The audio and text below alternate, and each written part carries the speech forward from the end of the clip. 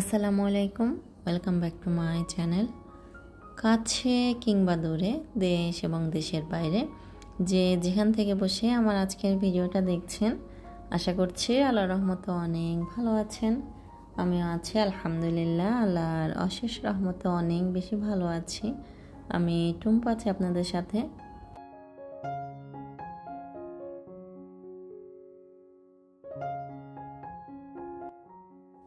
তো বরাবরের মতো আজকেও নতুন একটা ভিডিও নিয়ে হাজির হয়ে গিয়েছি আপনাদের মাঝে। আশা করছি আমার আজকের ভিডিওটাও আপনাদের কাছে ভালো লাগবে।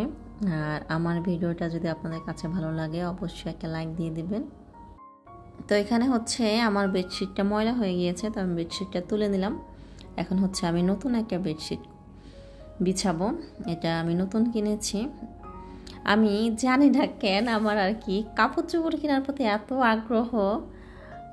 কাপড় চোপড় বলতে আর কি ক্লথ টাইপের যেটা আর কি কাপড় টাইপের যেটা, সেটা হোক ড্রেস, হোক বোরকা, হোক বেডশিট, মানে কাপড়ের প্রতি এত আকর্ষণ কেন আমি নিজেও জানি না।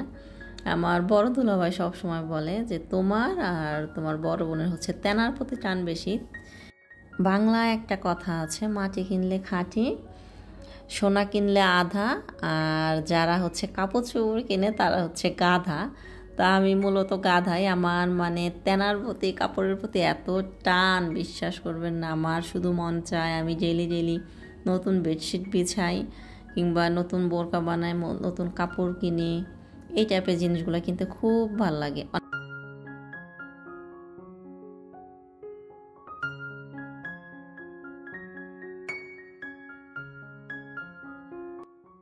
আমার যেটা প্রয়োজন সেটা তো দেখা যায় যে রামিসার বাবাই কিনে দেয়, কিন্তু অনেক সময় আননেসেসারি কিছু যদি পছন্দ হয় ওর বাবার কাছে বললে কিনে দিতে চায় না সব সময়।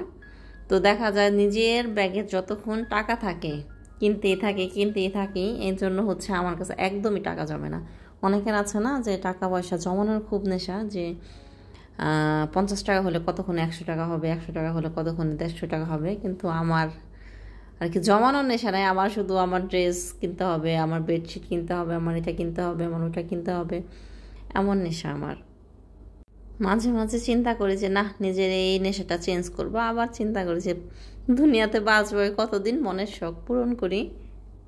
তো আপনাদের সাথে কথা বলতে বলতে আমি হচ্ছে আমার বেডরুমটা অলমোস্ট গুছিয়ে ফেলেছি। তো এই দিকে আমি বেডরুম গুছাচ্ছি, আর ওই দিকে দেখেন আমার আব্দুল্লাহ বাবা কি করছে।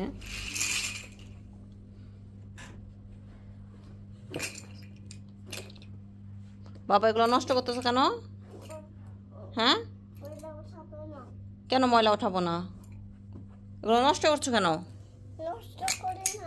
নষ্ট করো না, কি করো? শটাচ্ছ কেন?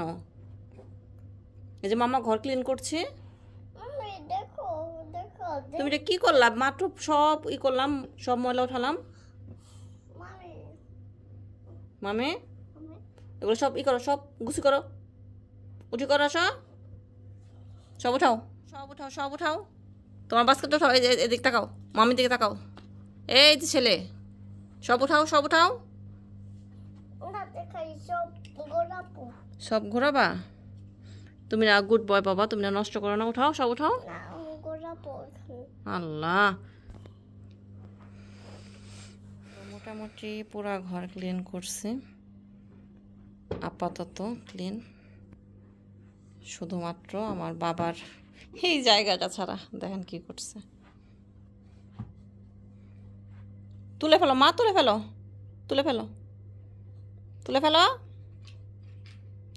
সব তুলো। Good boy. আমি এখন ওই রুম গোছাবো।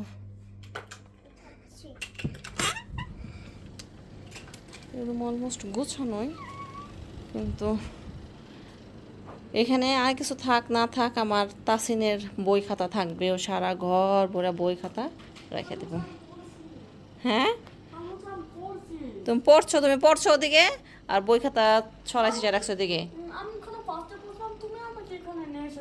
তো বই খাতা নিয়ে যাবা না? আসলে বাচ্চাদের ঘর কিন্তু এমনই হয়, একদিক থেকে গুছানো শুরু করি, একদিক থেকে এলোমেলো হয়। তারপরও তুলনামূলক আমার বাচ্চারা একটু কম এলোমেলো করে না সেটা বলবো না, অবশ্যই করে, কিন্তু তুলনামূলক কম করে। তো এটা হচ্ছে তাসিনের রুম, ও রুমে কোনো ফার্নিচার নাই, এমনি আমাদের খাবার পানি তারপরে বাচ্চাদের খেলনা এগুলো সব রেখে দিয়েছি। এই দেখেন আমার আব্দুল্লাহ বাবা এখানেও চলে এসেছে, বাস্কেট থেকে খেলনাপাতি নিয়ে খেলছে।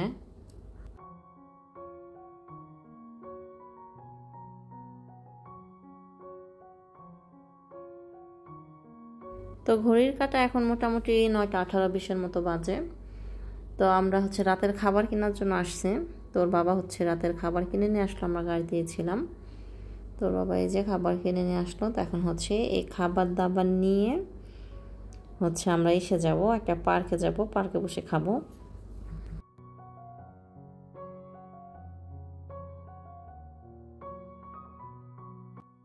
তো কোথায় যাব ডিসিশন মেলে না, পরে হচ্ছে তোর বাবার আর আমার দুইজনের ডিসিশনে হচ্ছে আমরা হচ্ছে এখানে আর কি এসি পার্কে এসেছি। তো প্রথমে ভেবেছিলাম অ্যাসপায়ার পার্কে যাব, ওর বাবা বলেছিল যে আসো অ্যাসপায়ার পার্কে যাই। তো অ্যাসপায়ার পার্কে গেলাম না, আমার কাছে আর কি অ্যাসপায়ার পার্কটা হচ্ছে রাত্রেবেলা একটু অন্ধকার অন্ধকার লাগে, ওখানে যেমন ঘুরতে ভালো লাগে কিন্তু রাতের খাবার দাবার খাওয়ার মতো আমার কাছে লাগে না, ওখানে এক্সট্রা লাইটের প্রয়োজন হয়।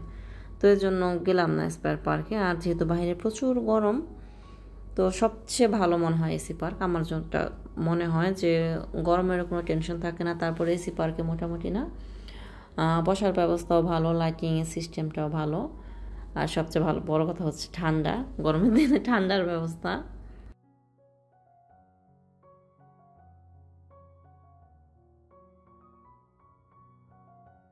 তো আমরা পার্কে আসা মাত্রই তাড়াতাড়ি করে খাবার দাবার খুলে নিলাম, কারণ খাবার হচ্ছে গরম গরম খেতে ভালো লাগে, এমনিতেই আনতে আনতে ঠান্ডা হয়ে গিয়েছে। রেস্টুরেন্টে বসে খেলে হচ্ছে একদম ধোঁয়াটা খাবার খাওয়া যায়, কিন্তু আবার পার্কে বসে খেলে খাবারের টেস্ট বেড়ে যায়।